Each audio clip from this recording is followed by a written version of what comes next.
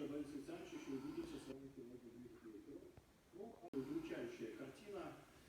Напомню, что вооруженные силы Украины выполняются в первую очередь за счет насильственной мобилизации, когда людей просто как бродячих собак хватает откуда угодно, ну и качество соответствующее. Давайте послушаем отрывок из совсем недавней статьи британской гвардии.